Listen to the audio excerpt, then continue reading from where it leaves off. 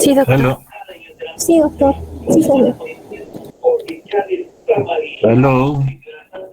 Sí, doctor. Sí, Sí, soy doctor. yo. Jóvenes, ¿están viendo la pantalla? Sí, doctor. Sí, Isabel, doctor. ya, Sí, doctor, sí se nota. gracias. Ya, ok, entonces ahora la segunda clase es la adaptación neonatal, que es la segunda clase, que es la termorregulación. Cualquier cosa me pasan la voz.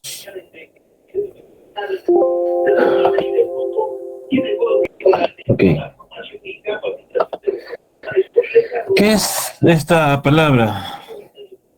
A ver, los seres vivos tenemos una temperatura estándar estable, siempre. Y hay la capacidad de todos los organismos de mantener una temperatura estable por medio de mecanismos que van a regular las pérdidas y la producción de calor. Los únicos seres que pueden mantener una temperatura más o menos estable se llaman poiquilotermos, y básicamente de estos, los únicos que pueden mantener una temperatura mucho más estable y que la pueden hacer por sí solos es los mamíferos y los pájaros, en cualquier momento de su vida. Los demás organismos, dependiendo del momento de su vida, van a tener variaciones importantes en relación a su temperatura basal. Hay algunos que no van a tener al inicio la capacidad de mantener temperaturas, pero sí van a poder seguir funcionando y van a buscar otras formas de poder mantener estable esta temperatura. En general, ¿qué es lo que pasa con nosotros? Hay una regulación básicamente desde el sistema nervioso central. Y ahí tenemos a nuestro sistema somatomotor, y hay una parte autonómica y una parte simpática. ¿Esto qué va a generar? Finalmente va a haber, por medio de receptores alfa y beta, inhibición de atropina, transmisión de acetilcolina, inhibición de curare, varios elementos de control. De derecha a izquierda va a haber movimientos voluntarios, que esa va a ser una respuesta controlada por nosotros mismos. Va a haber una acción del músculo esquelético, y eso es básicamente cuando hay una contracción, un espasmo de nuestros músculos, que pueden ser evidentes o no evidentes. Hay contracción muscular mínima que solamente puede ser detectada mediante una electromiografía. Obviamente, cuando nosotros estamos en un ambiente frío, va a haber una contracción muscular importante e intensa, y eso es porque la cantidad de calor que necesitamos tener es bastante alta. Las glándulas de sudor, a través de la eliminación de sudor, van a regular también la temperatura. Va a haber una alteración en nuestro sistema vasomotor, que va a haber una insolación, un equilibrio en nuestro valor térmico, y lo que va a hacer es o vasodilatar o va a vasocomprimir, va a haber una vasoconstricción para poder hacer llegar mayor o menor cantidad de sangre a las partes más periféricas de nuestro organismo, y así vamos a poder controlar la pérdida de calor. Y básicamente en lo que es neonatología, que sin embargo se está demostrando que no solamente en neonatos existen este tejido adiposo de color marrón. Y se va a producir una producción de calor que no está asociado a estos espasmos musculares. Va a ser básicamente por un efecto de destrucción o de consumo de sustancias. Esta grasa se llama grasa parda, exactamente. Esta grasa parda va a liberar una gran cantidad de calor por una activación de norepinefrina, y el tejido tiene una gran capacidad de tener un gran almacenamiento de calor. ¿Qué es lo que pasa todavía dentro de la barriga de la mamá? Ahí tenemos una temperatura que es estable. Y esta temperatura depende básicamente de la temperatura materna. Ya se ha demostrado que esa temperatura es medio grado mayor que la temperatura materna. Y la regulación de temperatura se hace de tres formas. Mediante pérdida de calor de la piel del bebé hacia el líquido amniótico. Este líquido amniótico a su vez va a encontrar un equilibrio dentro del líquido y lo va a transmitir hacia la pared uterina. Y en la pared uterina también va a haber esta regulación de la temperatura. ¿Qué es lo que sucede cuando la mamá hace un ejercicio, como cualquiera de nosotros, y aumenta la temperatura? La temperatura del feto va a aumentar también aumenta, y eso está dentro de lo fisiológico. ¿Cuándo es perjudicial para el feto un aumento en temperatura materna? Cuando esta temperatura está producida por alguna infección de la madre, y ya se ha demostrado que este incremento de temperatura materna va a generar problemas de termorregulación en el feto y va a hacer que el feto entre en áreas de riesgo, pudiendo morir. Cuando esta también es liberada por pirógenos endógenos, que es lo que hay cuando nosotros tenemos una infección y empezamos a tener fiebre, también esta es perjudicial para el bebé y puede haber incluso hasta una muerte fetal que va a ser complicada.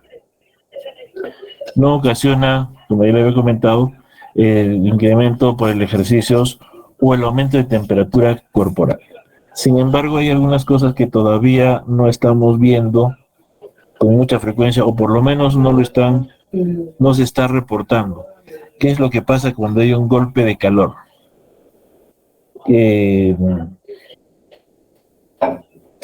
¿Alguien me puede explicar qué es el golpe de calor? ¿Alguien puede decirme cuál es el concepto de golpe de calor?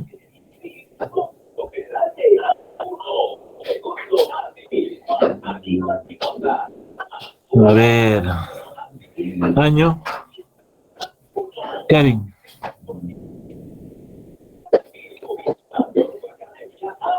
Karen.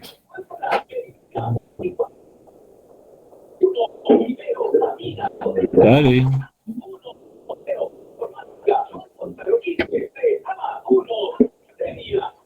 Ya, sí no te escucho, Karen, pero sí te puedo leer. Cuéntame. Puedes escribir tu mensaje.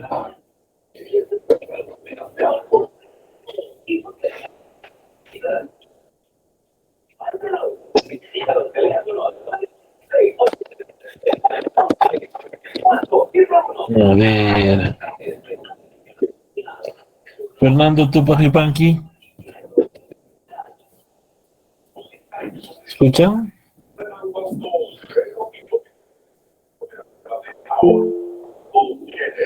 Karen. Sí. Doctor, el golpe de calor es un síndrome donde los mecanismos termorreguladores se ven sobrepasados. Entonces la temperatura comienza a aumentar y se comienzan a desnaturalizar las proteínas y enzimas. No te escucho muy bien. A ver, lo que dice Luis no es aumento de la temperatura de estar expuesto a altas temperaturas externas. Ya, ¿por encima de cuánto? 42 grados. Me imagino que más o menos está en la misma respuesta, Karen. Okay, entonces el golpe de calor es una alteración en la cual hay un aumento de calor corporal que puede llegar a los 42 grados y ese es lo que genera convulsiones o alteración en la conciencia en las personas, y eso lo que genera es finalmente una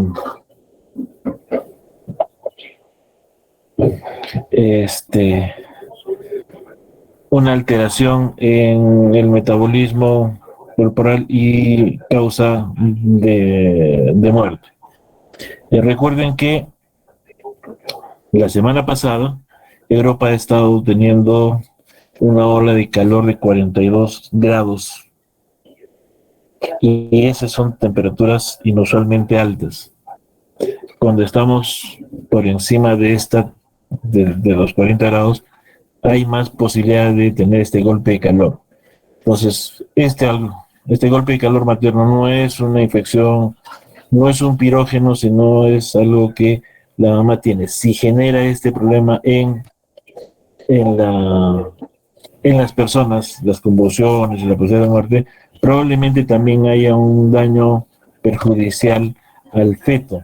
Pero es algo que todavía, por lo menos, no lo he leído, y sería interesante ver qué es lo que está pasando o qué es lo que ha pasado hace un par de semanas en Europa, si es que han habido mamás con golpes de calor.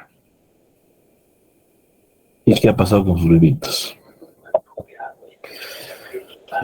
Ok, aquí tienen ustedes hacia la parte izquierda las capas de la dermis, y básicamente hay desde lo que es la dermis y la epidermis, que empiezan con los melanocitos. Hay un estrato basal, un estrato espinoso, granuloso, lúcido y córneo, que es nuestra piel finalmente en una persona mayor. Y esta se convierte en una barrera impermeable para evitar pérdidas importantes de líquidos. Recuerden que nosotros, en general, a lo largo de toda la evolución, la vida ha empezado en el agua. Y parte de lo que ha generado el desarrollo de nuevas especies, y el desarrollo de nuevos filums, es de los animales terrestres. Todos, en mayor o menor medida, tenemos un antecedente en el mar. Y ha habido a lo largo de miles o de millones de años la adaptación para poder ser animales mamíferos que estamos y no vivimos, o no, ninguna de nuestra evolución o ciclo de vida está en el mar. Y lo que se ha desarrollado a lo largo del tiempo es esta membrana impermeable que nos permite poder sobrevivir estando fuera del agua. Es más, en la parte derecha ustedes tienen piel, que en la figura A es una piel de un niño que tiene solamente una capa muy delgada de un prematuro a los 36 días de vida.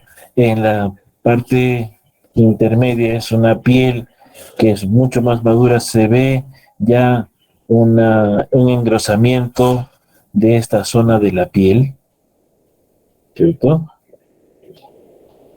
Y la piel en el neonato, donde ya es una piel mucho más gruesa, donde hay un estrato córneo que se puede ver. Eso quiere decir que mientras más prematuros seamos, la capacidad de contener y evitar problemas de agua en niños pequeños, en fetos humanos, es mayor. Y recuerden que, y en algún momento lo vamos a ver, por cada gramo de agua que nosotros perdemos, también perdemos una cantidad que es más o menos 0.6 calorías.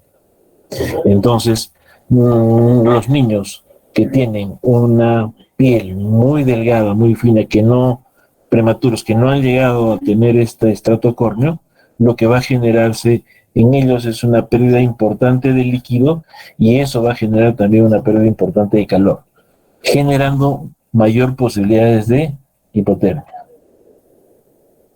Y ahí estamos implicados. Y al costado derecho, la imagen grande, es un bulbo de un folículo piloso, que también es importante porque este folículo piloso en algún momento y a lo largo de la evolución nos ha permitido hacer que nuestra piel sea ayudada por pelos para evitar estos problemas de evaporación de agua y mejorar nuestra capacidad de supervivencia. Es algo que hemos ido perdiendo hace algunos miles de años ya, pero que todavía nuestros primos hermanos, que son los primates, lo conservan. Ok, entonces ahí estamos en la barriga de la mamá y de repente tenemos que nacer, ¿no es cierto? A los 9 meses,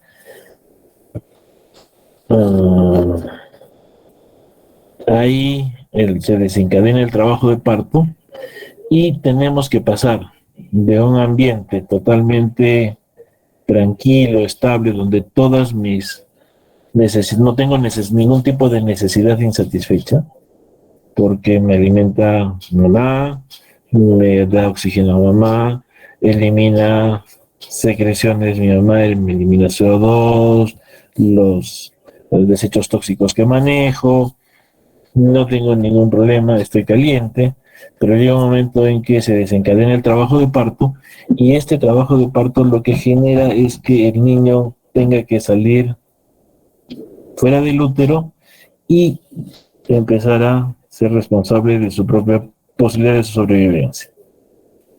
Entonces están ustedes viendo aquí un niño que acaba de nacer y obviamente es un niño que evidentemente está mojado. Y lo que tenemos que hacer es evitar estas pérdidas de calor, porque todavía los mecanismos de generar calor en niños pequeños solamente se pueden hacer básicamente de una forma. Este balance de pérdidas y ganancia de calor se puede hacer básicamente a través de lo que es el uso de este tejido adiposo que se llama grasa parda. Entonces, tenemos que evitar que haya pérdidas importantes de calor. ¿Y cómo perdemos calor nosotros? Primero, por evaporación. Si la piel está húmeda y el ambiente en el cual nacemos, como por ejemplo Cusco, nuestra humedad relativa es baja. Y eso va a hacer que si hay un cuerpo que está húmedo, la cantidad de calor que se va a perder por evaporación es bastante alta. Por eso es que es importante que el niño, una vez que nazca, tenga que ser recibido en una toalla que esté caliente, se le seque y en los siguientes 30 segundos tener que cambiarle por una toalla que esté limpia, y seca y caliente. Entonces ese es un punto en el cual todos tenemos que estar conscientes de que eso tiene que pasar. Sale el niño, lo tengo que secar rápidamente y tengo que cambiar la toalla. La otra forma de perder calor es la radiación. Si tenemos cerca a una estructura que está más fría, va a transmitirse calor desde el cuerpo del niño hacia esta zona. Si hay una corriente de aire, esta corriente de aire también va a hacer que se elimine calor, que es la convección. Y la combinación de humedad y viento es una combinación letal. Ustedes recuerden, en algún momento han estado en la lluvia caminando y ha empezado a soplar viento. La sensación de baja de temperatura es mucho mayor que si no hubiera el viento. Y el último mecanismo por lo que hay pérdida de calor es la conducción. El cuerpo conduce o transmite calor a elementos que estén en contacto con él. Por eso es importante que la toalla tiene que estar seca y caliente para que este efecto sea menos importante.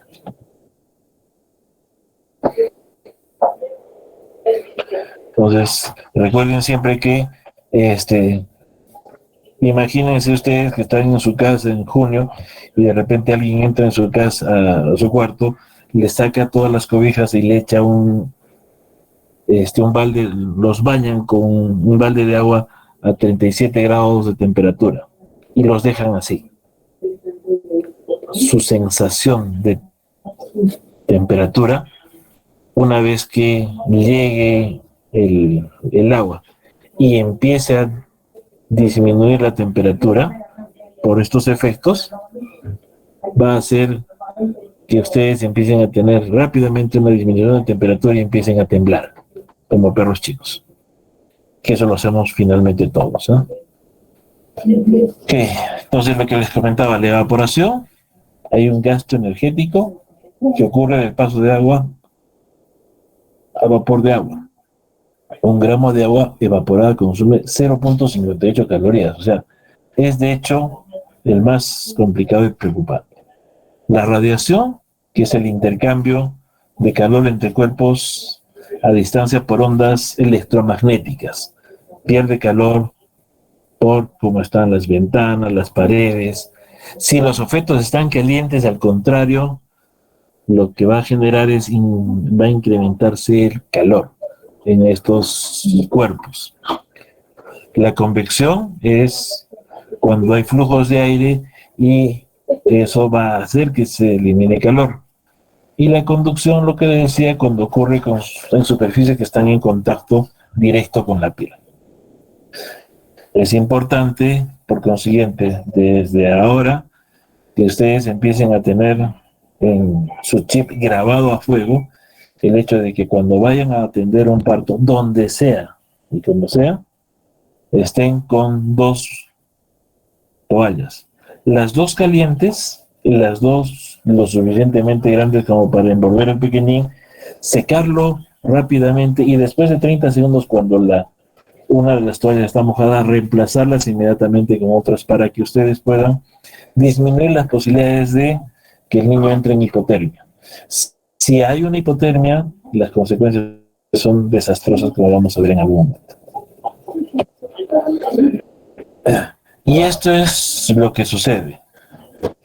La figura de la izquierda está dividida en edad gestacional, en la abscisa, en las ordenadas es la pérdida de calor en gramos por metro cuadrado de superficie, y hacia la parte en el tercer eje, en el que sería el eje Z, está los días de vida, vean desde el 0 hasta el 28. Y vean que a menor edad gestacional, las pérdidas de líquido van a ser increíblemente altas, que pueden llegar hasta 60 gramos de pérdida de peso por metro cuadrado de superficie corporal. Entonces, a menor edad gestacional, mayor pérdida de agua, mayor pérdida de temperatura por ende. A mayor edad gestacional, a las 40 semanas, miren lo poco que va acumulando a través del tiempo. Y los porcentajes de las pérdidas de calor estimadas cuando hay una temperatura ambiental basal, a 30 grados, a 33 y a 36 grados. Pues vean que la radiación va hasta el 43%, la conducción solamente es un 4% a 30 grados, la evaporación 16, 37 por convección. ¿Esto qué me dice? Si nos fuéramos hacia la izquierda, tendríamos más temperaturas más bajas. Por consiguiente, mis porcentajes también van a variar. Entonces, la temperatura en la cual yo me encuentre también va a estar en relación directa con cuánto de temperatura voy a perder.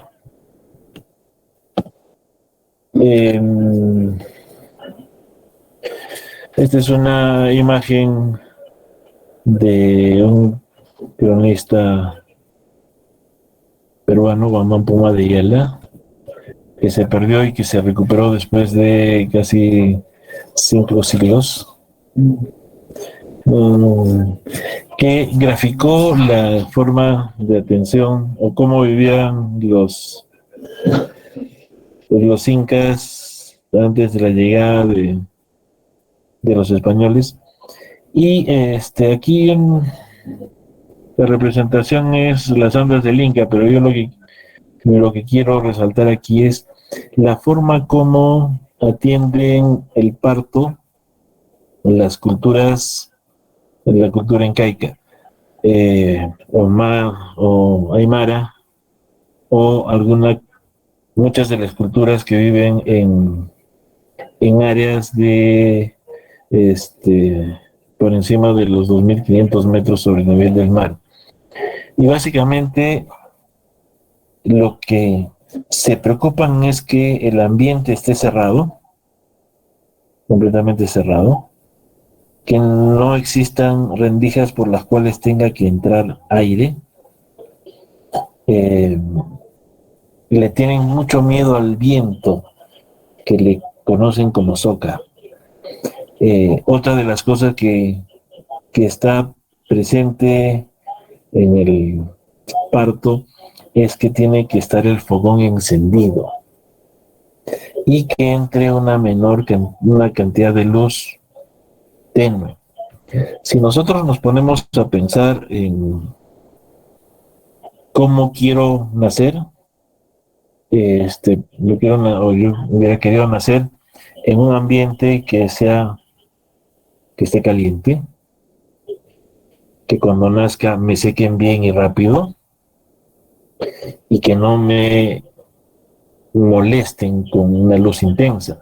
Recuerden que estamos nosotros dentro de un claustro uterino donde no hay paso de luz. Y eso sí lo podemos ver si nosotros estaríamos en una cirugía laparoscópica y apagamos la fuente de luz que hay, probablemente estemos casi en tinieblas. Estamos así con muy poca luz. Y que cuando sale el feto, lo que hacemos nosotros es le ponemos una luz intensa, que lo cegamos. Entonces ahí la pregunta es qué tan bien hacemos las cosas y qué tan bien hacían las cosas otras culturas. Y cuando han ocurrido estos avances y estos choques de culturas con guerras como las que hemos tenido, en general en cualquier parte del mundo, ha habido un sojuzgamiento de una cultura sobre otra. Entonces muchas de las cosas buenas que se hacían se han dejado de hacer. Y pongo ejemplos, esto del parto, después se está hablando desde hace menos de 20 años de los 1000 días, de la importancia de los 1000 días de vida en el niño pequeño, y ellos recién, a los 2 años, recuerden que recién los bautizaban y les ponían nombre, o sea, hay un concepto de 1000 días de vida. Y cuando atendían el parto tampoco cortaban el cordón inmediatamente, que eso es lo que se está haciendo, dejamos que el cordón deje de latir antes de cortar el cordón, y el concepto que ellos tenían es de que se le pasaba información al feto, la mamá le pasaba información, en términos vulgares se los estoy comentando, no académicos, antropológicos. Y una de las cosas que hacemos ahora, estamos guardando sangre de cordón, porque hay células totipotenciales para algún tipo de cura a largo plazo en estos chicos. Entonces, es bastante interesante esta parte de la antropología médica. Ok, ¿qué factores van a regular, que afectan la regulación en el recién nacido? Básicamente, la principal es la relación entre la superficie y el volumen corporal. Y hay una mayor superficie corporal a menor edad gestacional. O sea, somos más chiquitos, pero nuestra superficie corporal es mucho mayor, inmensamente mayor. Ahorita lo vamos a ver. Y lo otro es que hay un escaso aislamiento térmico. Y esto está en relación al peso y a la edad gestacional. A menor peso, menos aislamiento. A menor edad gestacional, menos aislamiento térmico. Y la combinación de bajo peso y prematuridad es algo complicado para el manejo de temperatura en los recién nacidos. Entonces, los que más van a tener problemas son los pequeños, prematuros y bajo peso.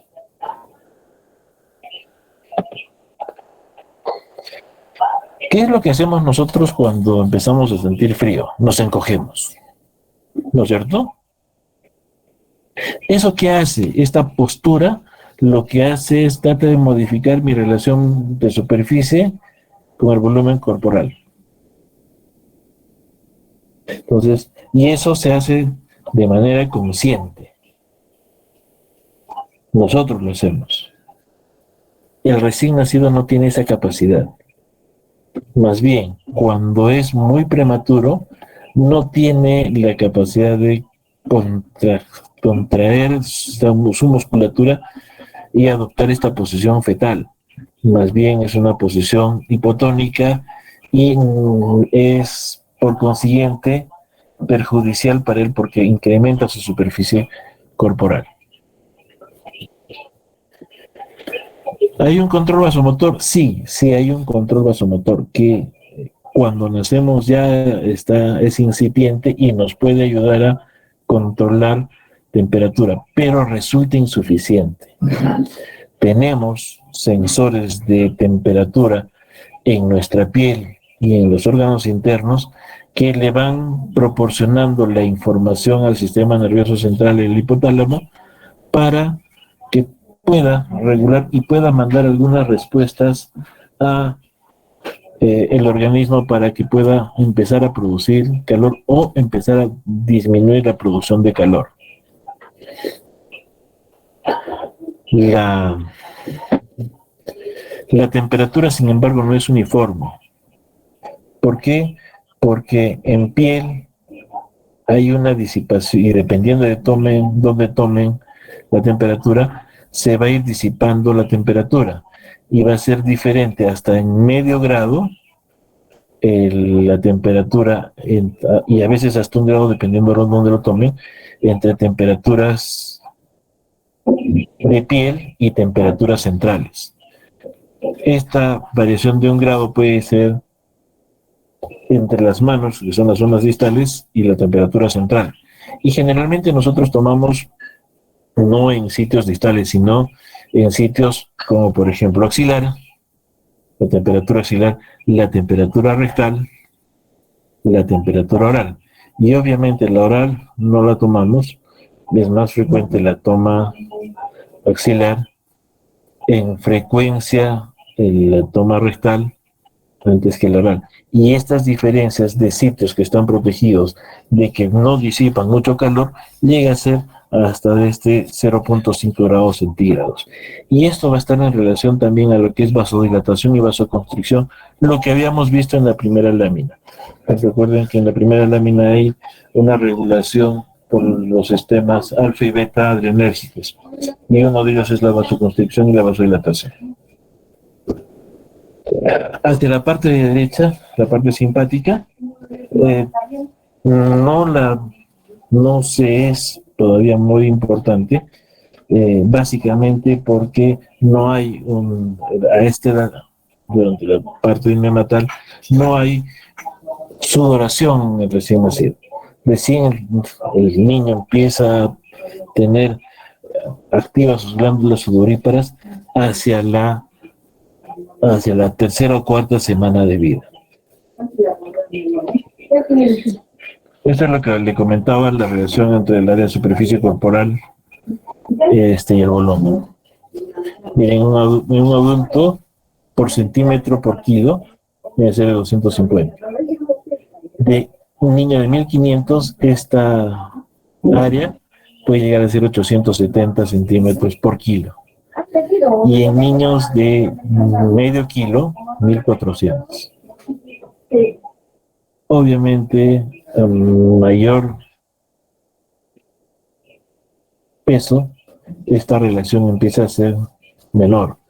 Pero igual, en relación a los adultos, los niños a término de 3,500, su superficie corporal es 2,5 veces más grande que la de un adulto. Sigue siendo bastante perjudicial el ser y el nacer, independientemente si es prematuro o es a término. Obviamente, si es prematuro, tiene muchas desventajas en relación a poder mantener una temperatura estable. ¿Qué es lo que hemos avanzado a lo largo de todo este tiempo y lo que hacemos en todo el mundo? Tener un ambiente térmico neutral. ¿Qué significa esto? Es un rango de temperatura en el ambiente donde vamos a atender al niño, en el cual el gasto metabólico para él se mantiene al mínimo. O sea, trata de que lo que va a gastar el niño en producir su temperatura sea mínima, la cantidad de pérdida de calor también sea reducida al mínimo, cosa que el equilibrio genere muy poca cantidad de calor para mantenerse. Tenemos que evitar la evaporación para mantener la temperatura corporal profunda en rangos normales. O sea, la parte importante es de que la temperatura corporal siempre esté en niveles adecuados. Con estos rangos de temperatura que ya les había comentado de más o menos 5 grados, 0,5 grados o inclusive hasta uno dependiendo de dónde tomemos la temperatura. Cuando nosotros tenemos un niño, y eso lo vamos a ver también en una foto más adelante, que está en una incubadora abierta o cerrada, le ponemos sensores de temperatura en la piel para que regule el aparato, la cuna o la incubadora, regule la cantidad de calor que produce para que el niño esté en este ambiente térmico neutral el mayor tiempo posible y disminuya la posibilidad de que genere un exceso de calor porque necesitan generarlo para mantener una temperatura adecuada. Entonces, este ambiente térmico neutral está presente, debe estar presente en cualquier sitio donde tengamos y atendamos recién nacido y donde tengamos hospitalizadas a las madres. ¿Esto sirve también para nosotros? Obviamente que sí. En los sitios donde las variaciones de calor son extremas, lo que estamos haciendo nosotros es tener en algunos sitios, nuestras casas, los edificios, sitios públicos, máquinas que van a simular un ambiente térmico neutral. Si estamos en verano, van a poner aire frío. Si estamos en invierno, el aire va a estar caliente. Y vamos a hacer circular este aire, cosa que la sensación de bienestar y de confort para las personas mayores va a ser agradable. Exactamente lo mismo, y con mucha mayor razón, tiene que pasar en el recién nacido. Le van a decir ahora, doctor, pero aquí, ¿en qué sitio ha visto qué? Así es. Y esa es una de las cosas en las cuales tenemos que ir empujando para que se empiece a cumplir. Cuando ustedes visiten la unidad, van a ver que la unidad de cuidados intensivos ya de por sí es caliente. Y salir o entrar significa en algún momento un pequeño choque térmico. Que eso para nosotros es medio perjudicial porque tendemos a tener algunos problemas de salud. Ok, ¿qué es lo que genera finalmente un trabajo de parto? Va a liberarse endorfinas y oxitocina. Y lo que tenemos que dar es calor, confianza, darles una intimidad a la pareja, un silencio, seguridad, poca luz y relajación. ¿No es cierto? ¿Qué es lo que no hacemos? Porque generalmente cuando atendemos un parto, primero que no hay no está caliente el ambiente.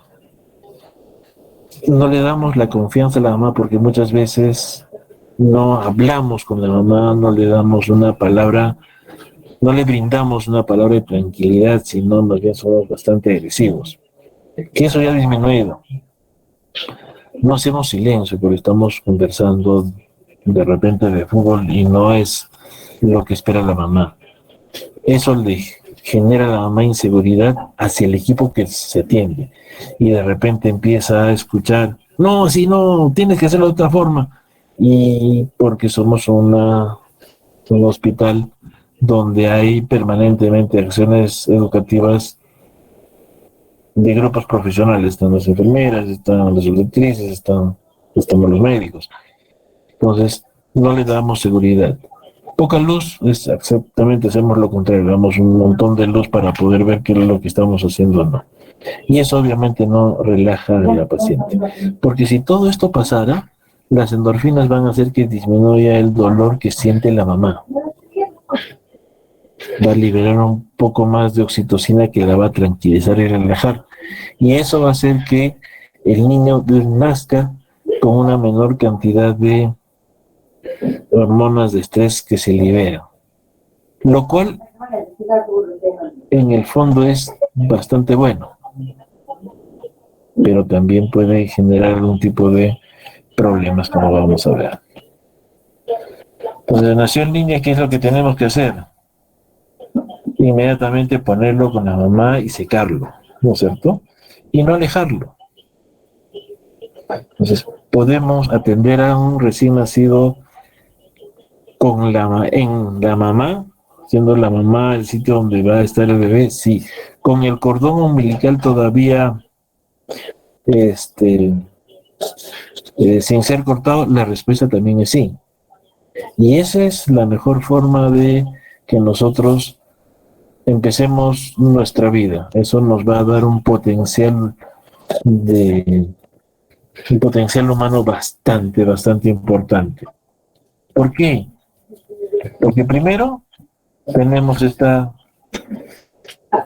protección, esta grasa parda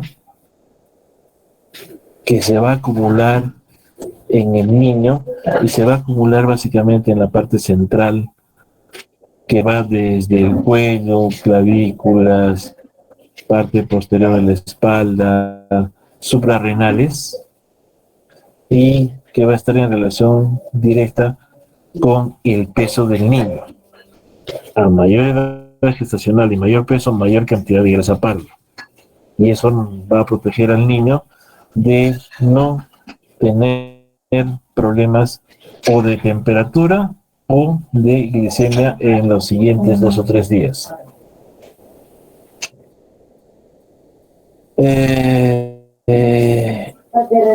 Antes, cuando se empezó a ver que esta grasa que se encontraba en los niños y que tenía un color diferente al resto de grasa en otras partes del cuerpo, las personas que lo empezaron a ver y a interesarse en ello, pronto descubrieron que era una parte importante para lo que es producción de temperatura y producción de calor, de glicemia. Se pensaba al inicio de que esta grasa solo estaba presente en el momento de la etapa neonatal, pero no, se ha visto que los adultos también tenemos un poco de grasa parda.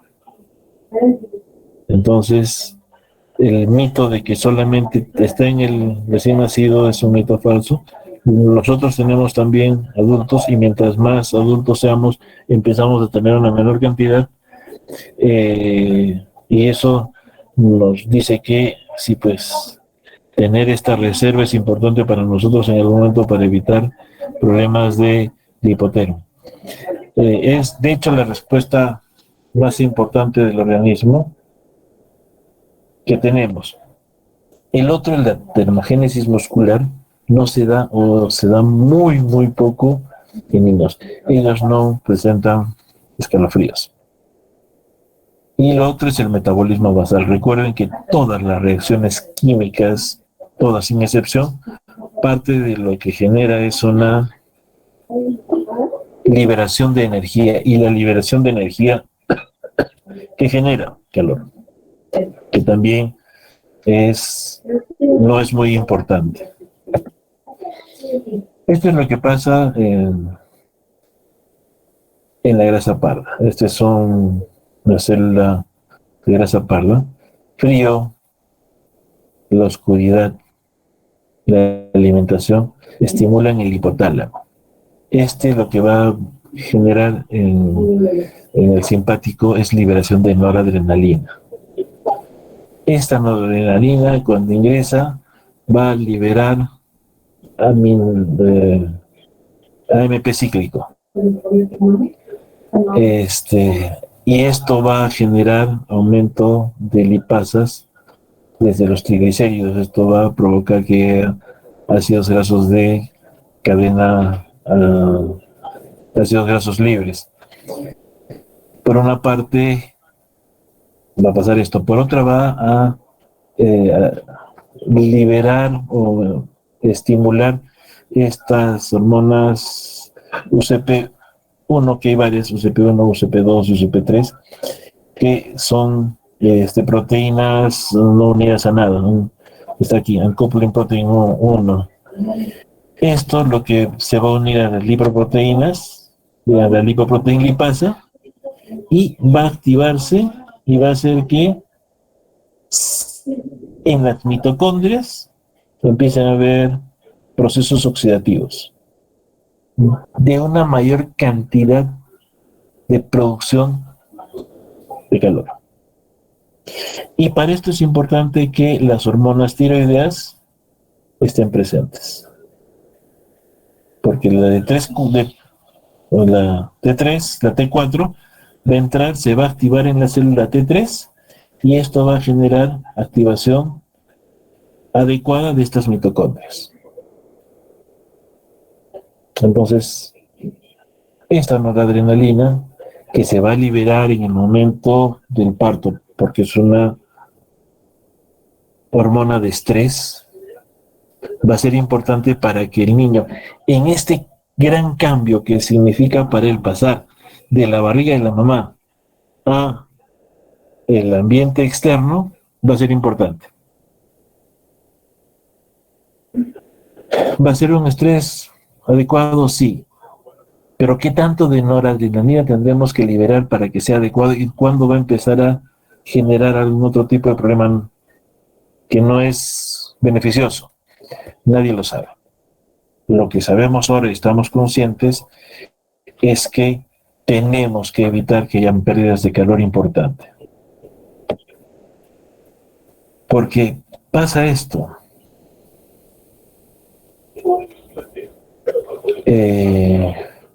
Y lean la tercera parte. Cuando hay procesos de hipotermia, hay una relación inversa o directa en relación al consumo de oxígeno. Si esta pérdida de temperatura empieza a aumentar, hay más hipotermia, este equilibrio se rompe y en algún momento disminuye el consumo de oxígeno. Y cuando llega acá y estamos en esta caída libre, ya el efecto para nosotros puede ser mortal y se conoce como el efecto Kules, que también se va hacia el otro lado, donde no hay una caída importante, pero lo que sí es que el consumo de oxígeno empieza a ser menor antes que haya una muerte celular.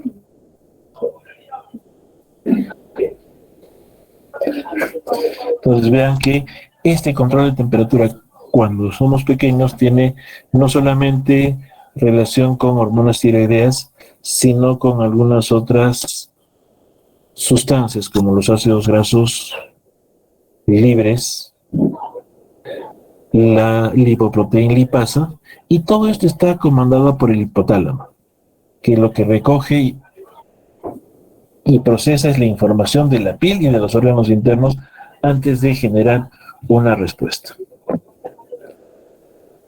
Y esto es lo que tenemos que lograr finalmente, ¿no es cierto? Y que el alojamiento conjunto, la mamá y el bebé estén tranquilos y felices siempre. Entonces, ¿cuáles son estos factores sintetizando esto? El hipotálamo lo que va a hacer es recibir información del cuerpo en relación a lo que son pérdidas de calor, ¿no es cierto? Y estas pérdidas de calor van a ser básicamente en general, siempre, irradiación, convección, conducción y evaporación. Si ustedes están sentados en su casa, probablemente hayan ya algunas pérdidas de calor que son mínimas, ¿no es cierto? Porque estamos sentados todos. Si alguien está cubierto con una frazadita para los pies, está perdiendo menos calor y estamos disminuyendo irradiación y conducción. Y estamos en un ambiente donde no corre aire, porque sí, pues, un pobrecito mijito o mijita, o el doctor no puede estar en un sitio donde corre aire, porque si no le va a dar algo en los pulmoncitos, ¿no es cierto? Entonces todos estamos teniendo y controlando estas pérdidas de calor. ¿Por qué? Porque esto lo que va a dar lugar es a disminuir o aumentar nuestras pérdidas de calor. Porque puede haber un aislamiento cutáneo, de la forma corporal, mientras más grandes, menos posibilidades de pérdida de calor. Si estamos muy abrigados, va a haber una vasodilatación, vamos a sudar un poquito, de repente vamos a ir quitándonos la ropa. Si estamos con frío, va a haber una vasoconstricción, y esto va a depender de la humedad ambiental y de la velocidad del aire, ¿no es cierto? Todo esto va a tener sensores de temperatura y lo que va a llegar es una información al hipotálamo para que nuestra temperatura siempre esté en un equilibrio. Si empieza a haber hipotermia, empieza a bajar la temperatura, va a empezar a haber esta termogénesis muscular o química en nosotros. En los recién nacidos solamente es la química, y esto va a depender de nuestra edad, de la edad gestacional, de si estamos usando drogas, si hemos tenido algún tipo de hipoxia, que obviamente la hipoxia va a generar una mayor cantidad de norepinefrina y en algún momento va a saturar, y eso va a hacer que el estrés que se produce no va a ser bueno para mantener un control bueno de temperatura. Y eso lo que finalmente va a generar es que empiece a aumentar nuestro metabolismo y consumo de oxígeno. ¿Por qué? Porque este trabajo es dependiente de oxígeno. Recuerden que el trabajo celular es dependiente de la cantidad de oxígeno, porque somos básicamente seres que consumimos oxígeno para tener una mayor cantidad de energía que sale de estos procesos metabólicos. Recuerden que cuando la oxigenación, cuando el trabajo es anaerobio, la cantidad de ATP que se forman es mínima. Si es oxidativa, la cantidad de ATP es mayor, y la diferencia es como de 36 a 2, si mal no recuerdo. El ciclo de Krebs. Y esto es básicamente algo que lo han visto en el diagrama anterior, más o menos similar. Entonces hay signos de control en el sistema nervioso central que van a llegar. ¿Cuál es nuestra temperatura? Si está necesitando calor, tratando de disipar calor, y a través de sensores, a través en la piel de termosensores o de la temperatura central, y de los que hacen efectiva esta cantidad de calor. La producción de calor, cómo está nuestro sistema vasomotor, cómo está nuestra secreción de sudor y cómo es nuestra conducta. Si nosotros estamos haciendo, como ahora estamos sentados, nuestra conducta nos hace no producir mucho calor. Si bien es cierto, el cerebro es el órgano más chiquito que consume bastante energía, no produce mucho calor. Y por consiguiente, lo que voy a sentir es necesidad de que mi cuerpo empiece a producir calor. En recién nacidos hay algunas cosas que no están, ¿no es cierto? Esta secreción de sudor no es muy adecuada. La conducta es limitada, recuerden que hacen estos chatos, literalmente casi nada, duermen y comen y nada más. Esto es lo que pasa a nivel del sistema nervioso central. La producción de calor y la pérdida de calor se produce mediado a través de ¿qué? Hipotálamo, ¿no es cierto? Esta región del hipotálamo, los núcleos del RAFE y la región del cerebro, y las efectoras en las neuronas, en la parte poshipotalámico y en los receptores de temperatura corporal. Y finalmente hay un equilibrio, y la idea es de que hay tanto la producción y la pérdida de calor estén y tengan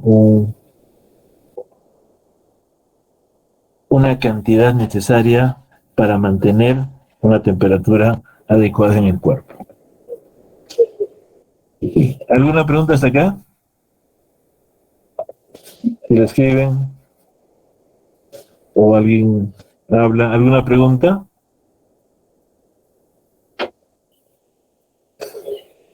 ¿Aló? No, doctor. Todo claro. Todo claro, doctor. No te escucho, tampoco te escucho, Iván. Todo claro, doctor. ¿Todo claro? ¿Sí? Sí, doctor. Ya. Ok, sigamos entonces. ¿Ninguna pregunta?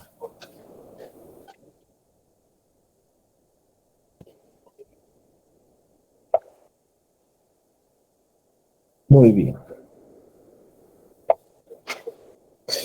Ok, ¿qué tenemos que hacer entonces en neonatología?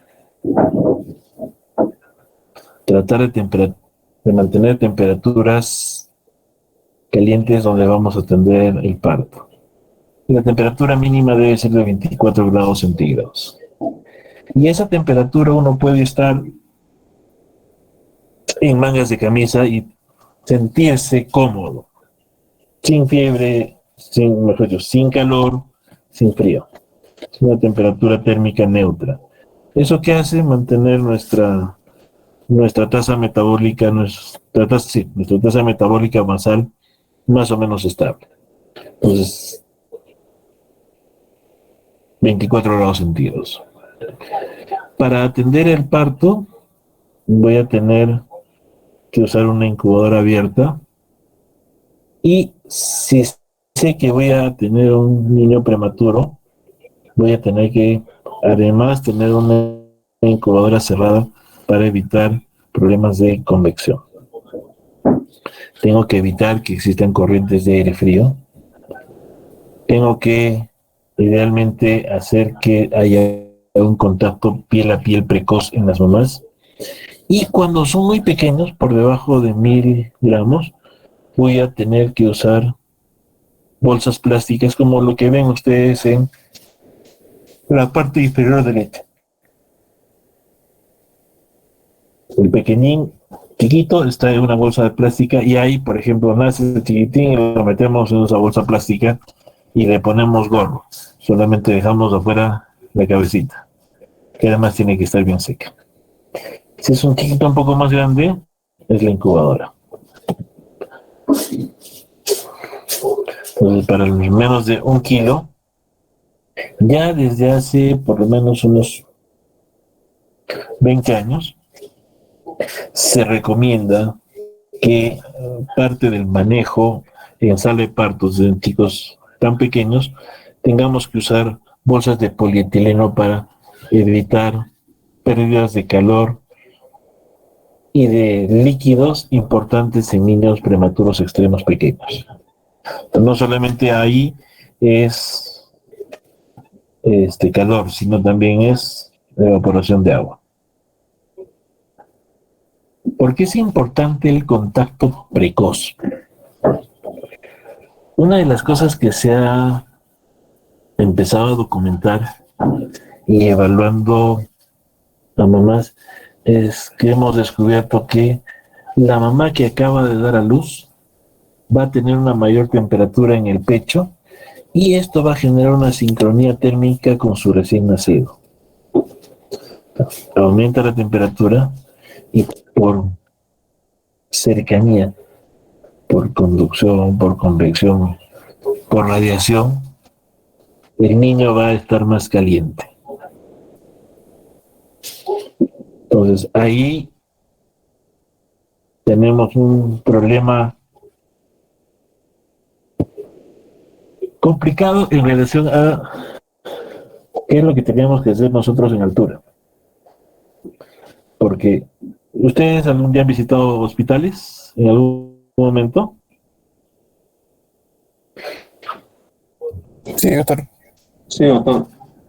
Ya. ¿Y cómo son los ambientes en general en las salas de hospitalización? Son fríos. Son frías, ¿no es cierto? Y esta sensación de tener una temperatura adecuada, ¿será solamente en los recién nacidos o también será adecuado para todas las demás personas?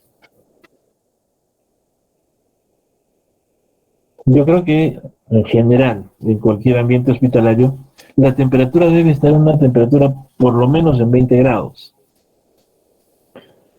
Y los hospitales se han diseñado para tener temperaturas más altas de las que tenemos. El hospital regional es una estructura que tiene 58 años de construida y antes habían radiadores de agua en muchos de los ambientes hospitalarios. Y hay un sistema de calentamiento de agua como en todo hospital. Entonces, el agua se hacía circular, agua caliente, es decir, circular por todo el hospital, y eso generaba un aumento de temperatura en casi todo el hospital. Entonces, y la idea era esa, o sea, tenía que mantener una determinada temperatura para que el paciente se sienta confortable. El paciente, eso ha sido hace 60 años. Hace 60 años no sabíamos esto de la temperatura en el pecho de la mamá.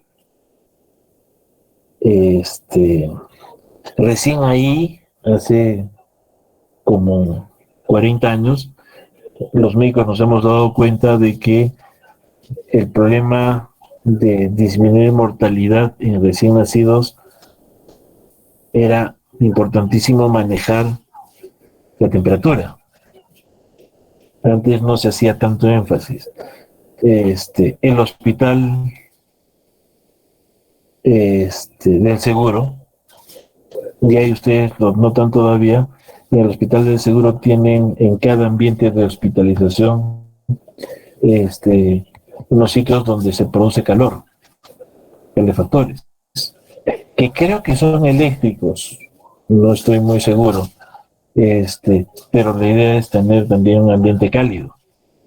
Y es un hospital que tiene 40 años. Entonces, no solamente recién nacidos, sino también hacia las demás edades se da esta necesidad de tener un ambiente térmico neutral para disminuir estrés térmico. En recién nacidos es mucho más importante y es vital. Entonces, esta imagen que les estoy mostrando es una imagen que no tiene más de 30 años, ¿no? Debe ser 20 a lo mucho. Entonces, ¿dónde va a estar mucho mejor el bebé? Con la mamá en su pecho. Entonces, pero si no le damos las condiciones de temperatura ¿Los pondremos? ¿Lo pondrían ustedes o no lo pondrían ustedes? El pecho de la mamá. ¿Lo pondrían o no lo pondrían en el pecho de la mamá? Sí, doctor. Estoy de acuerdo. ¿Sí? Yo creo que sí, sí lo pondríamos. Pero ¿y la temperatura más fría? Obviamente ahí le vamos a tener que proteger con una gorrita y ponerle encima algo que lo caliente y evite pérdida de calor. Y aquí, por ejemplo, hay una cosa bien interesante que está pasando en el hospital y lo lanzo para que ustedes, algún grupo pueda generar investigación, porque la investigación es en adaptación de recién nacido en altura, ¿no es cierto? ¿Estamos haciendo contacto precoz? La respuesta es sí. Entonces, ¿qué es lo que no estamos haciendo? No estamos midiendo si el efecto de tenerlo en contacto precoz genera más hipotermia que si lo llevamos apenas nace al sitio donde hay la cervocuna. Y ese es un trabajo de investigación, por ejemplo. ¿No es cierto? Yo particularmente cada vez que bajo a una cesárea ahora, yo les pongo en contacto precoz a todos los chiquitos que atiendo, que se puede. Porque hay chiquitos que obviamente por su condición no pueden estar en contacto piel a piel si no tenemos que hacer un tipo de intervención médica. Pero cuando no, el bebito está en el pecho de la mamá y está feliz y tranquila, que todavía no le estamos poniendo gorrito. Por consiguiente, la posibilidad de que ese niño esté en hipotermia relativa es alta. Pero hasta ahora no nos hemos sentado a definir cómo le vamos a tomar una temperatura, dónde va a ser y cuáles van a ser nuestros parámetros de seguimiento. Entonces, ese puede ser un trabajo de investigación de alguno de los grupos, por ejemplo. Y no solamente en sala de operaciones, cuando hay cesáreas, sino en salas normales. Porque hay personas, este es un problema de personas. Hay algunos que creen y otros que no creen. Los que creen apuestan por ponerlos. Los que no creen no hacen y se los llevan. Entonces hay un campo importante de investigación ahí. Entonces, lo que sabemos es esto, y lo que sabemos es que, o por lo menos la percepción que yo tengo es que los chiquitos cuando los saco están totalmente rosaditos y calentitos, y ahí los llevamos en la incubadora hasta el tercer piso y ahí se mantienen también tranquilitos. No estamos viendo qué es lo que está pasando detrás, no estamos tomando constantes fisiológicas porque se supone, de acuerdo a la teoría, cuando eso pasa, el periodo de adaptación es mucho más, es menos complicado, es más corto. Okay. Entonces ustedes vean, este es una cama de la unidad en el hospital, donde tenemos ahí un hospital X, parece el hospital pero no creo, donde hay una térmica abierta que genera calor y por radiación le da al niño calor y por consiguiente disminuye, pero si hay una corriente de aire va a generar también pérdida de calor.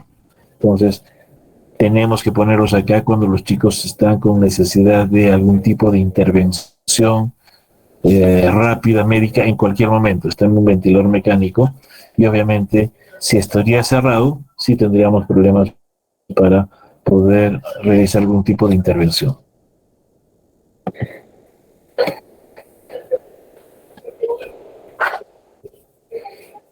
¿Qué es lo que hacemos con el manejo de temperatura? Y disculpen, aquí no debía decir 2 kilos. Menor de 1500. O inestable. Incubadora cerrada, con calefactor y con un aporte calórico adecuado. ¿Por qué? Porque nosotros en el hospital mantenemos a nuestros recién nacidos en incubadora hasta los 1500. Y a partir de 1501 ya estamos tratando de que salgan de la incubadora. ¿Por qué? Porque no tenemos la cantidad suficiente de incubadoras para atender el gran número de niños que atendemos. Este es un problema que ha pasado no solamente en Perú, sino en muchos sitios en el mundo. Y cuando pasó hace 40 años, en 1900, a a inicios de los 80, en Colombia, en la maternidad de Bogotá, lo que hicieron algunos médicos es sacarlo y ponerlos a los bebés dentro de las mamás, lo que se hacen este famoso método mamá canguro. Y lo que vieron es que empezaron a disminuir los chiquitos que fallecían. Obviamente, entre 1500 a 1800, que es cuando les damos de alta, estos niños están en un ambiente térmico bastante agradable. Y ya después pasan a las siguientes salas donde la temperatura ya se maneja un poco menos angustiantemente y hay un poquito menos de temperatura. Ok. ¿Preguntas hasta aquí?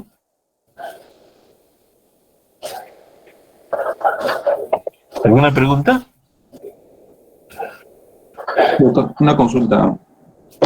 Perdón, ¿me escucha, no, doctor? Sí, a ver. Sí. Ya. No, sí, usted me preguntó cuál era mejor, ¿no? Creo que si tener un contacto con el pecho de la mamá o usar, creo, dijo que es la servocuna. Pero esto también tendríamos que ver en qué situación estamos, porque si por ejemplo vamos a un hospital, lógicamente creo que vamos a tener, ¿no?, a la mano una servocuna. Pero si estamos, por ejemplo, en establecimientos, no sé, nivel 1, 3, ¿no?, a veces hasta 1, 2, lógicamente que ahí no vamos a tener, ¿no?, esa logística de la servocuna. Entonces ahí sí podríamos aplicar lo que usted dice, ¿no?, este contacto, ¿no?, con el pecho de la madre. Iván, yo en el hospital les comentaba, tenemos servocuna en la sala de partos, tenemos la incubadora de transporte, pero yo soy uno de los primeros angustiados en que terminen de examinar al bebé, secarlo bien para ponerlos en el pecho de la mamá. O sea, el tener la servocuna para mí me da tranquilidad de evitar pérdidas mayores de temperatura, pero mi primera opción es tenerlo siempre al bebé en el pecho de la mamá, por más que tenga servocuna.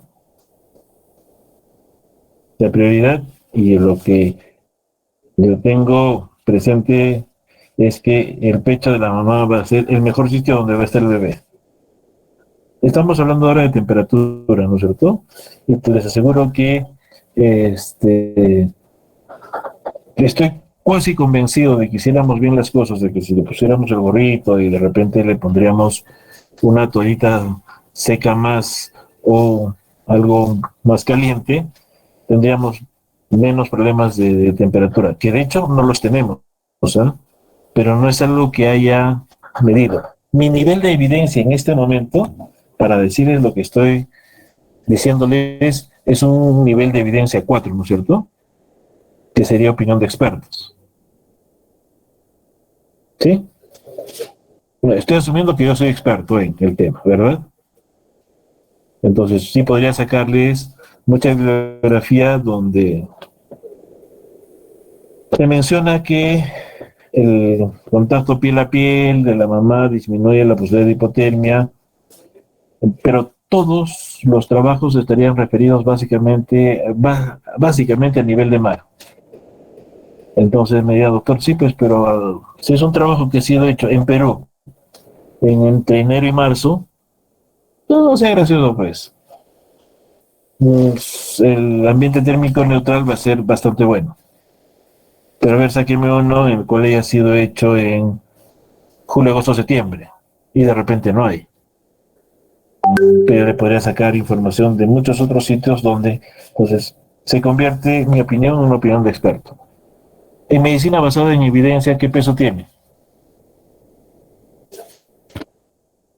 Nada. No existe. Ya, es el menos creíble. ¿Qué tengo que hacer para que sea creíble? Un trabajo de investigación, ¿no es cierto? Entonces se va a tener y va a ser dos grupos en los cuales uno haga la intervención y el otro no tenga la intervención, y le voy a hacer mediciones, en este caso de temperatura. Yo voy a demostrar que con el tiempo y con un N, decir, oye, sí, pues, la opinión de expertos tenía razón. O el resultado no es concluyente, o el resultado es, sí, pues, no tenía razón la opinión de expertos. Pero ya es un nivel de evidencia mejor que el de la opinión de expertos. Lo importante ahí les hago hacer ver que es importante el empezar a hacer estudios de investigación, que no tienen que ser los más complicados, sino tienen que empezar a ser baratos, que nos den a nosotros la posibilidad de seguir avanzando en algunas cosas que son chiquitas. El ponerlos en el pecho de la mamá y demostrarlo en un hospital 3 que tiene toda la tecnología, así de, pero la tecnología está bien, pero lo más adecuado, oportuno, necesario es ponerlos en el pecho de la mamá. Y con ese concepto se van a ir cambiando cosas. Entonces, tu opinión es interesante, Iván. Como te decía, mi opinión es una opinión de expertos que finalmente en medicina basada en evidencias no tiene mucho sustento. Pero lo que hago yo, entre otros colegas, en la misma instalación, yo prefiero que el bebé esté en el pecho de la mamá y me quedo 30 minutos chequeando que el bebé esté en la mamá y esté respirando. Porque en algún momento ya me ha pasado que por algún motivo la vía aérea del bebé no estuvo de la mejor forma y dejó de respirar y tuve que hacerle reanimación. Y tuve que hospitalizarlo en UCI. Entonces ya ha pasado. Sí, por eso siempre hay que estar pendiente de lo que pase en el niño. ¿Genera más estrés? Sí, me genera más estrés. Pero estoy convencido de que eso es lo mejor para el niño. Y en algún momento iremos viendo qué otras cosas más mejoran cuando hay este contacto precoz. ¿Okay? ¿Alguna otra pregunta? Sigamos, me falta un poquito. Ok, ¿qué es lo que pasa cuando hay hipotermia? ¿No es cierto? Para recién nacidos. Clínicamente, ¿qué vamos a encontrar? Cualquier cosa. Tiene signos y síntomas inespecíficos. Puede haber palidez, haber cianosis. La actividad puede ser o mayor actividad o menor actividad dependiendo del tipo de niño que tengamos. Si es un niño a término, pues maduro, probablemente al inicio tenga mayor actividad. Si es un prematuro, va a haber menor actividad. Si la hipotermia es bastante importante, en todos va a haber menor actividad. Vamos a notar extremidades cianóticas. Puede haber polipnia y retracciones. Recuerden que este fenómeno Q10, mientras menos temperatura tenga, voy a necesitar una mayor cantidad de oxígeno para que mis células empiecen a tener un metabolismo aerobio y que puedan estar y generar una cantidad de calor bastante importante para que la ecuación de equilibrio térmico esté siempre hacia los 36 grados. Pero puede también haber respiración irregular o incluso apneas y provocar hipoglicemia.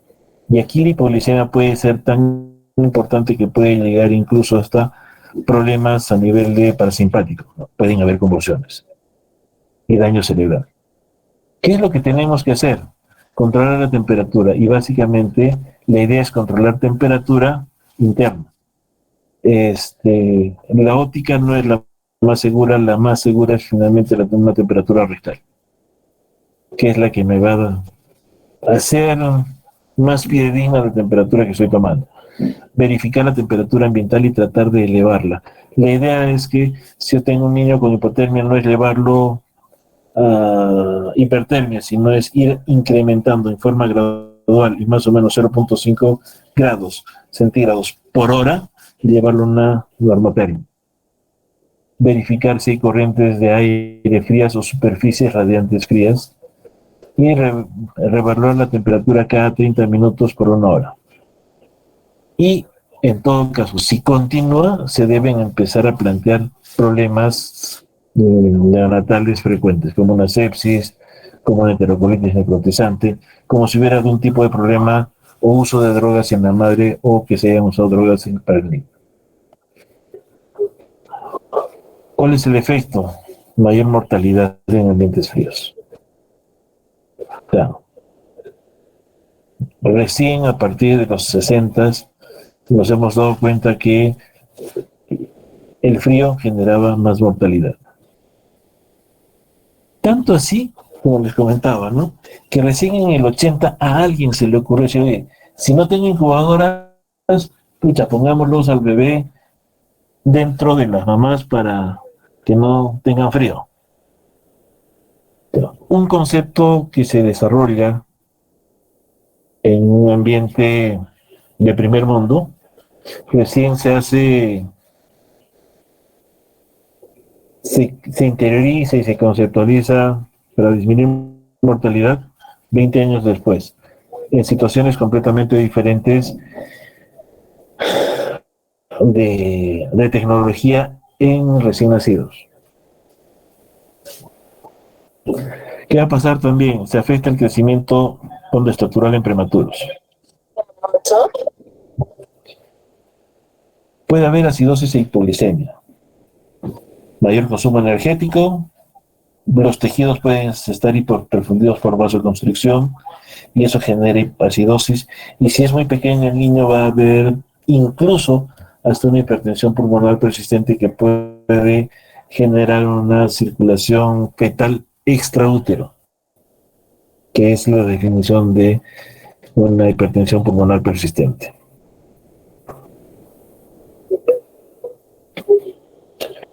Y podemos generar hipertermia, sí, porque si tenemos un chiquito y lo ponemos en una incubadora y ponemos el sensor en un sitio no adecuado, podemos hacer que la máquina empiece a calentar más y lo que vamos a hacer es que el niño empiece a tener hipertermia, que es un efecto que se presenta con bastante frecuencia en la unidad. Cada vez menos porque estamos empezando a usar mejor la tecnología, pero el sensor nos indica que para un chiquito que puede estar en 1,5 kilos, de repente la temperatura está en 37 grados cuando debería estar en 35. Esa diferencia de 2 grados nos puede generar una reacción no adecuada en el recién nacido y llevar la temperatura a una hipertermia. Entonces, el manejo de temperatura de un chiquito de más de 1,8 kilos y estable, nosotros le damos de alta.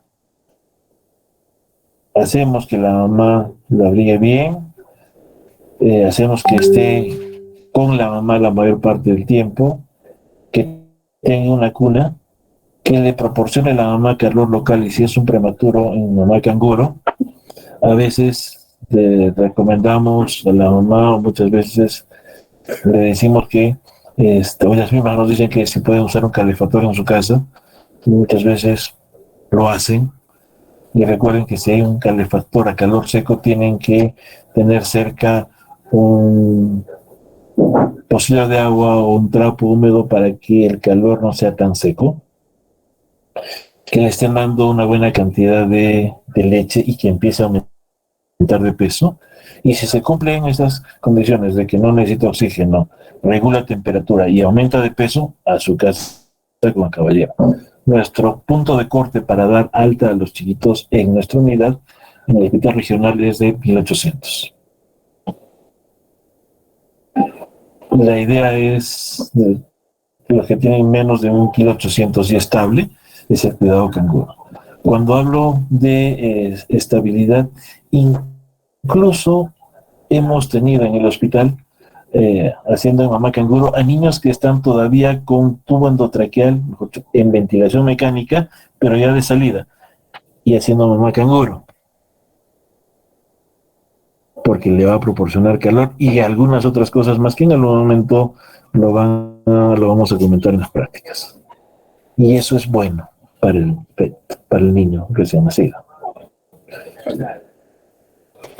Michael Odent es un pediatra que trabajó bastante en estos temas de neonatología, y lo que ha hecho es un poco esto, ¿no? Después de tantas investigaciones científicas, estamos obteniendo respuestas de sentido común. El recién nacido debe estar con su madre. Y lo que tenemos que hacer nosotros, los demás, es dejarlos en paz. Desde esta filosofía de cómo hacer o empezar nuestra vida, les comentaré que en los países del norte de Europa, donde siguen construyendo hospitales, demoliendo hospitales y construyéndolos más rápido que lo que nosotros hacemos, la concepción ahora de tener una unidad de cuidados intensivos neonatales es la de tener la cuna o la incubadora, o cerrado, la incubadora abierta del niño, y al costado la cama para la mamá. Y la hospitalización se hace a los dos. Es el niño quien está grave, delicado, con necesidad de intervención médica, y la mamá es la que se queda a su lado todo el tiempo. Se hospitaliza como parte del problema del bebé, que es un poco la filosofía que les comento acá, ¿no? ¿Alguna pregunta?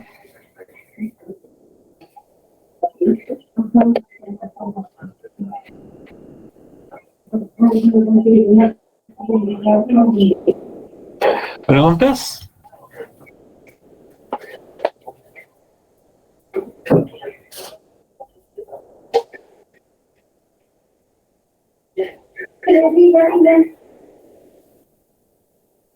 Hello.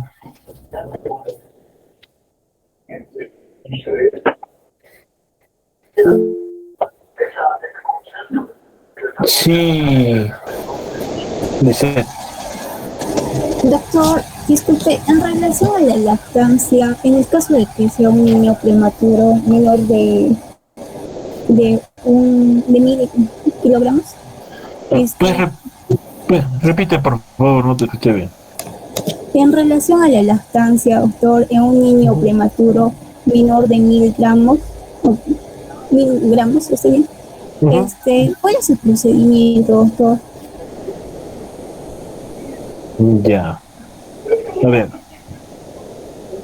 Yo tengo mi postura de trabajo médico es el de crianza natural. Es hacer lo que hemos hecho a lo largo de por lo menos 4,000 años, ¿no es cierto? En relación a la crianza en el bebé. Entonces, ¿cuál es el alimento que tiene que tomar el niño? Leche materna. Ya estaba yo por atrás de la chica y por acá me ha salido uno de... ¿Desde cuándo tenemos capacidad de tomar o hacer que la leche que produce la mamá se absorba en el organismo? Más o menos 24 semanas, 23, 24 semanas, sin ningún problema. El sistema ya está completo, pero está inmaduro. Por consiguiente, la absorción no necesariamente va a ser al 100%, pero ya está completa. De las cosas que se han hecho y que se han reportado, hay trabajos en los cuales niños prematuros de entre 23 a 25 semanas de edad gestacional y con pesos de más o menos 500, entre 500 y 600 gramos, se les ha empezado a poner calostro en carrillos, que se llama calostroterapia. Y lo que se ha visto es que estos niños, en comparación con aquellos que no tuvieron esta terapia, tienen mejores posibilidades de sobrevivir. Por consiguiente, si eso se hace menores de 600 gramos o de 750 gramos, entre 750 y 1 kilo, la idea va a ser que les empecemos a dar calostro para que puedan empezar a tener una cantidad de leche adecuada, una vía enteral adecuada. Entonces, mi visión es esa. ¿Qué es en general lo que se hace en el mundo académico? Cada vez más se está proponiendo el uso de calostro, y por eso se le ha dado ese nombre, calostroterapia, y muchas de las unidades en el mundo están iniciando calostro lo más precozmente posible, pero también en estos niños muy prematuros, por debajo de 1000, están empezando a usarse nutriciones parenterales parciales o totales desde el primer día de vida. Antes, para una nutrición parcial, una nutrición parenteral, se esperaba 1 semana, 2 semanas. Ahora la tendencia es que las unidades tengan bolsas de nutrición parenteral de rescate, se le llama. Entonces, nace un niño de menos de 1 kilo, 1,5 kilos, y lo dejan en NPO y inmediatamente le ponen su nutrición parenteral. Y en algunos otros sitios ya empiezan con calostroterapia, que son cantidades muy, muy pequeñas, 1 o 2 centímetros por toma, y empiezan con nutrición parenteral. Porque ya lo que sabemos es que el proceso de desnutrición en niños pequeños, sobre todo en prematuros, es brutal.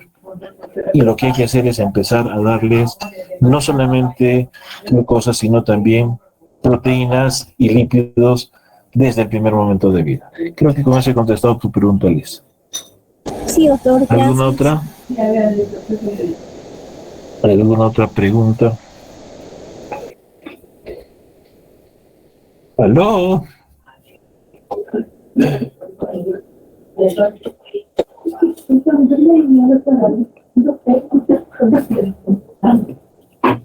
Somos 46 ahorita. Y estoy con dos de los sitios, 644. Alguien se me ha ido. ¿Preguntas? ¿Aló? Todo quedó claro, Francisco, gracias. Ok, entonces, temperatura es un tema apasionante y va unido con pérdida de líquidos. Recuerden que cuando nosotros estamos dentro de la barriga de la mamá, estamos rodeados de líquido. Y eso va a hacer que mi cuerpo tenga un exceso de líquido total, ¿no es cierto? De hecho, las crías siempre tienen un mayor porcentaje de su peso corporal en forma de agua. Y parte de esa agua va a estar en el líquido extracelular, específicamente en el tejido intersticial.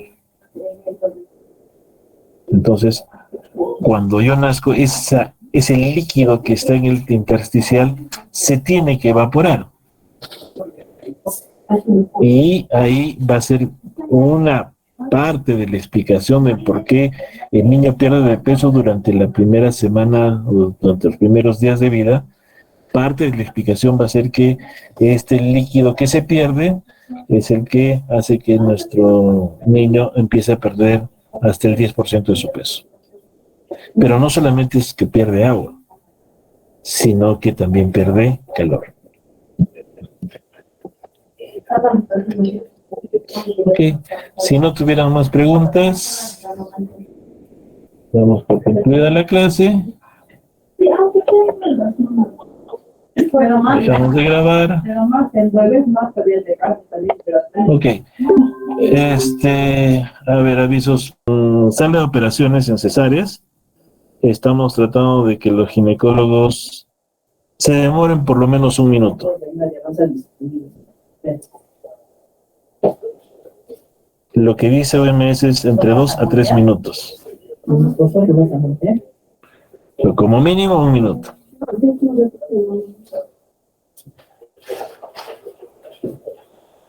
Gracias, doctor.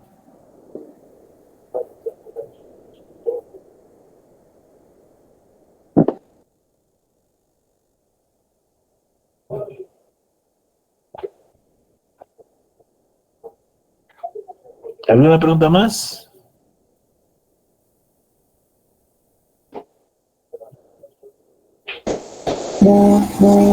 Creo que no, doctor. Ya, ok, listo, Lisbeth. Entonces, si no habría ninguna pregunta de la clase o de todo lo demás, estaremos viéndonos. Hasta el próximo martes con ustedes, jóvenes. Nos vemos.